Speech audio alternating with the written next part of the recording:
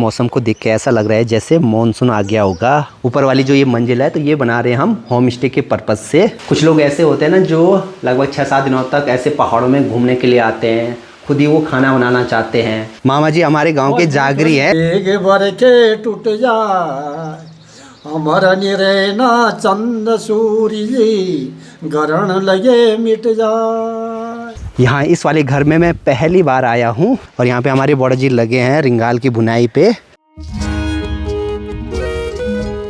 Good morning everyone. सुबह की शुरुआत हो रही है आज रांची वाले घर से। चारों तरफ देखो भाई एकदम हरा हरा माहौल दिखाई दे रहा है और आज भी देखो खूब सारे बादल लगे हुए हैं पूरे आसमान में। हेलो एवरीवन, गुड मॉर्निंग, नमस्ते। स्वागत है आपका हमारे एक और नए ब्लॉग में उत्तराखंड के इन खूबसूरत पहाड़ों से। मैं हूं अभी अपने रांची वाले घर में। यहाँ पर आजकल लाइट की वायरिंग का काम चल रहा है। यहाँ ऊपर की साइड तो अभी पूरी जगह तार बिछा दिए हैं कुछ इस तरह से। ये देखो भाई, बाकी कमरों में भी वायरिंग का पूरा जो काम है वो हो गया है। लेकिन अभी एक चीज़ की दिक्कत आ गई है। पहले हमने सोचा था कि इन्वर्टर को यहीं ऊपर जो हमारा ये छोटा स्टोर रूम है यहाँ रख लेंगे। ये देखो यहाँ भी प्रॉपर अच्छे से जगह है। लेकिन अब हम लोग सोच रहे हैं सीढ़ी के नीचे भी थोड़ा बहुत जगह है तो वहीं पर इन्वर्टर फिक्स कर देंगे। उसमें भी एक दिक्कत आ रही है। यहाँ नीचे सीढ़ी के पास में देखो हमारे पास इतनी जगह है, यहाँ पर आराम से बहुत सारा सामान आ सकता है तो इन्वर्टर भी यहीं पे फिक्स कर देंगे। साथ में मोटर भी आ सकती है तो इस वाली जगह को भी यहाँ से पूरा पैक करना पड़ेगा।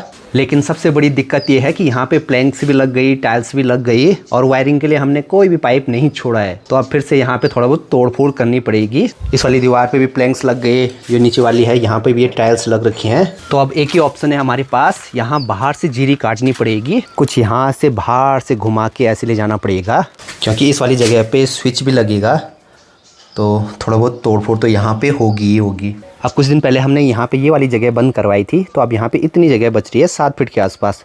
तो अब यहाँ पे एक ग्रिल वाला दरवाज़ा लगेगा। डब्बू अब आज के दिन पेंटर से भी बात हो गई है। शायद हो सकता है 5-6 दिनों में पेंटर भी यहाँ पर आ जाएंगे। उसके बाद पेंट का काम भी स्टार्ट हो जाएगा। साथ ही साथ फर्नीचर का भी काम करवाना है तो कारपेंटर से भी बात हो रखी है। देखते हैं भाई, हो सकता है फर्नीचर यहीं पे बनवा सकते हैं। अगर सही रेट में बैठेगा तो यहीं पे बनवाएंगे, अगर नहीं बैठेगा तो फिर ऋषिकेश से ही लाना पड़ेगा। और साथ में यहाँ बरामदे के आगे इस वाली जगह एसएस की रेलिंग लगेगी तो ये वाला काम भी अभी बाकी है। और साथ ही साथ सीढ़ियों के इधर किनारे साइड भी लगेगी। छोटे मोटे तो अभी बहुत सारे काम होने हैं और मुझे लगता है लगभग 1.5-2 महीने तो लगेंगे ये पूरा काम होने में। और किसी तरह से मेरी कोशिश रहेगी कि बरसात से पहले पूरा काम करवाना है।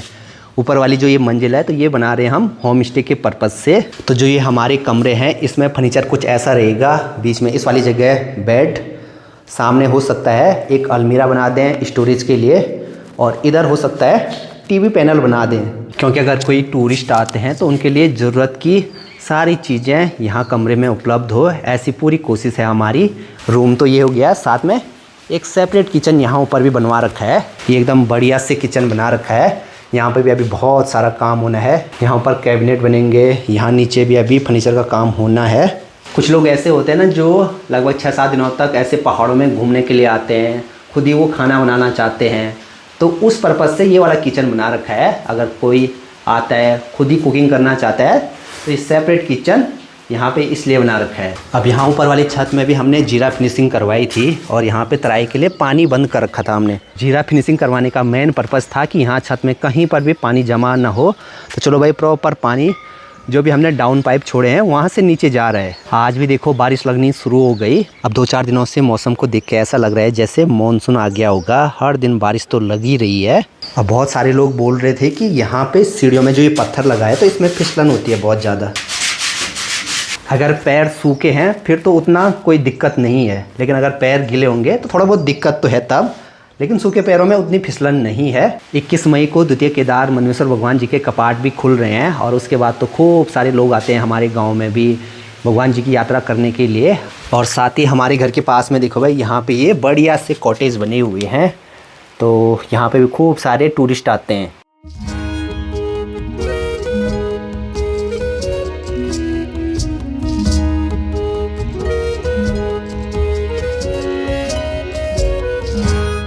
अभी हमारे घर पे आए हैं मामा जी। मामा जी हमारे गांव के जागरी हैं। जागरी मतलब जब भी कोई मेला होता है तो उस टाइम पे जागर लगाते हैं। और अभी सामने की तरफ से देखो भाई खूब सारे बादल आने लग गए।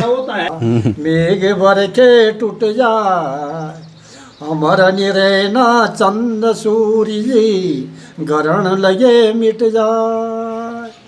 झूठी काया झूठी माया मूर्ख तुमको किसने भरमाया।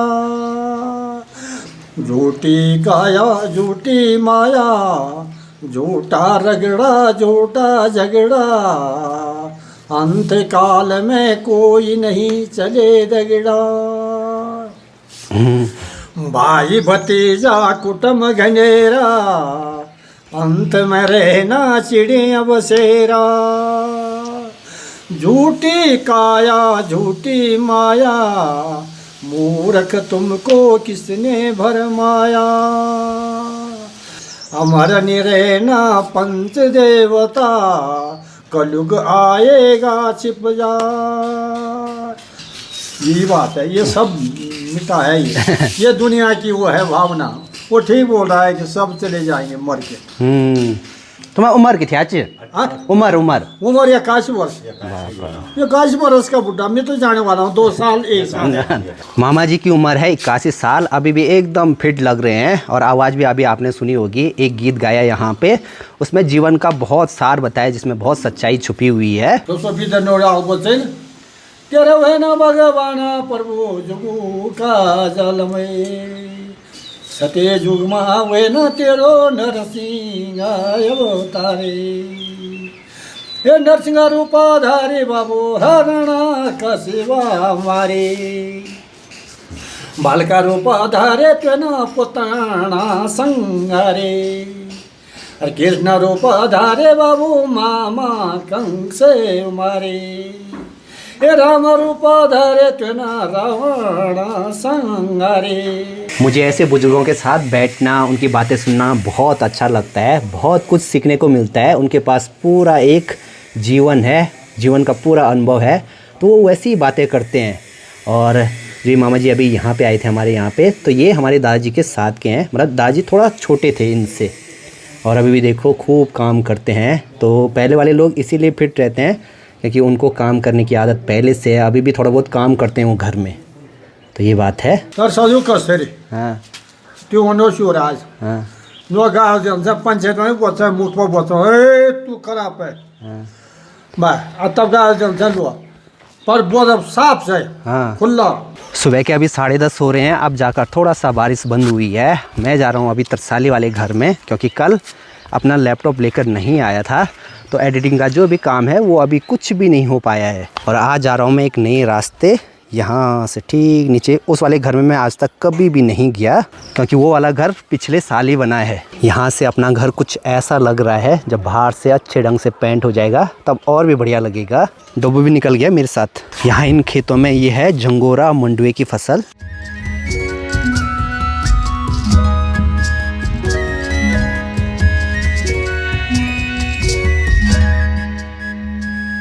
प्रणाम बड़ा जी, क्या हाल चाल? हमारे रांसी गांव में ये वाला घर सबसे नीचे है अभी, क्योंकि ये पिछले साल बना है। और आने वाले कुछ टाइम में जो ये खेत है ना, यहाँ सब जगह घर बन जाएंगे। और यहाँ पे हमारे बड़ा जी लगे हैं रिंगाल की बुनाई पे। यहाँ पे बना रहे हैं सोल्टी। किसके छाते नॉर्मल बड़े हो हैं? अच्छा, रिंगाल से हमारे यहाँ पे बहुत सारी चीज़ें बनाई जाती हैं। सोल्टी हो गई, मुलखुनी हो गई, टोकरी हो गई। बाकी इसको बनाने में बहुत ज़्यादा मेहनत लगती है। रिंगाल के जो डंडे रहते हैं ना, उसको एक बार कूटना पड़ता है। कूट के फिर कुछ ऐसे पाते बनाने पड़ते हैं, तब जाकर इसको कुछ ऐसे बुनना पड़ता है। मेहनत बहुत लगती है बड़ा जी ने। और जो यहाँ छत में ये रखा है, तो ये भी रिंगाल से बना हुआ है।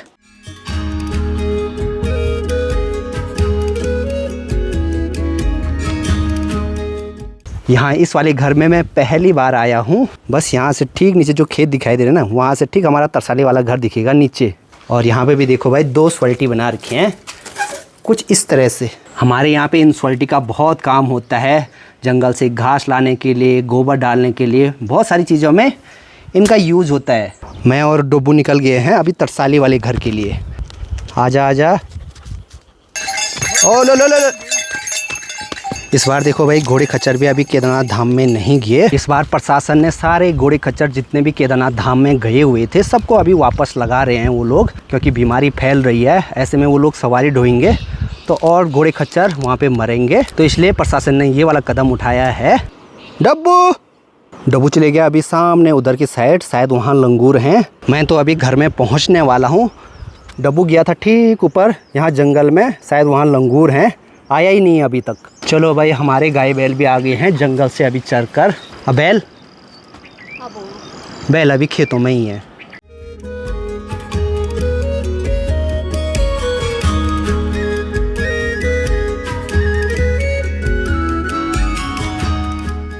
दिन के देखो भाई, अभी 3 बजने वाले हैं। वीडियो एडिटिंग का जो भी काम था वो पूरा हुआ। बाहर भी देखो एकदम घमलगा मौसम हो गया है, प्यारी सी धूप लगी है तेज तेज। अब आज के दिन ब्लॉग बहुत देर में आएगा, क्योंकि 3 बजे तो अभी ब्लॉग एडिट हो रहा है। 2 घंटे अपलोड में लगेंगे। यहाँ पे ऊपर रांसे वाले घर में होता, वहाँ पे मात्र 5-10 मिनट में ही पूरा ब्लॉग अपलोड हो जाता है। और अभी देखो हमारे दिन की चाय भी बन गई है। 3 बजे के आसपास डेली चाय बनती है।